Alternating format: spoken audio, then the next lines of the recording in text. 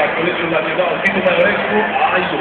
Înainte să trec la momentul următor, aș dori să fac o mică precizare, este mai mult de ordin tehnic, o așteptăm în zonă pe Antinia, pentru că în momentele următoare o să avem nevoie și de Antinia, așadar o așteptăm în zona scenei.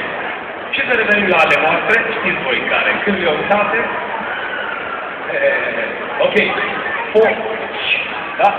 F-O-C-I, foci. Colegiul Militar Liceal Mihai Viteazu au un grup intitulat Foci. Păi de unde crezi că vine foci? Vă spun eu, grupul Foci, fabricat original cu inteligență.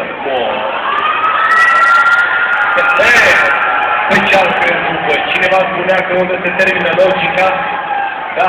Dar nu e așa, fabricat original cu inteligență. De la Colegiul Militar Mihai Viteazu vă prezint un moment satiric din viața frumoasei Mănăstița. Mănăstița așadar cu Foci.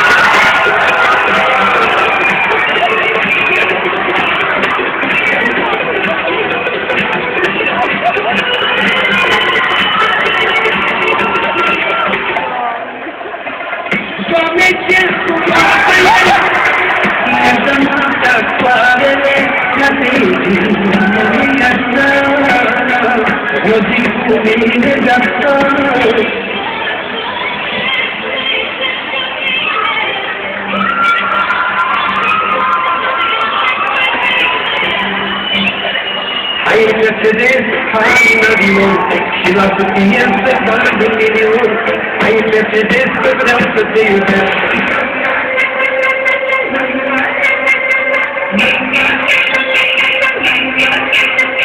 E momentul potrivit să apar și eu, la data ca te ridici și la data și tu.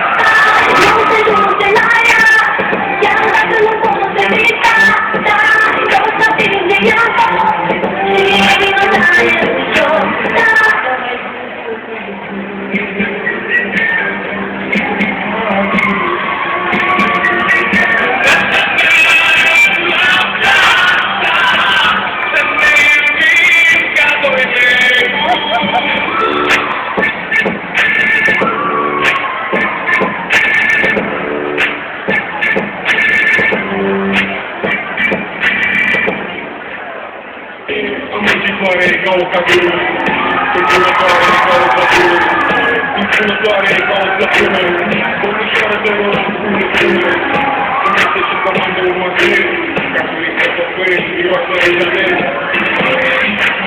Un te credi.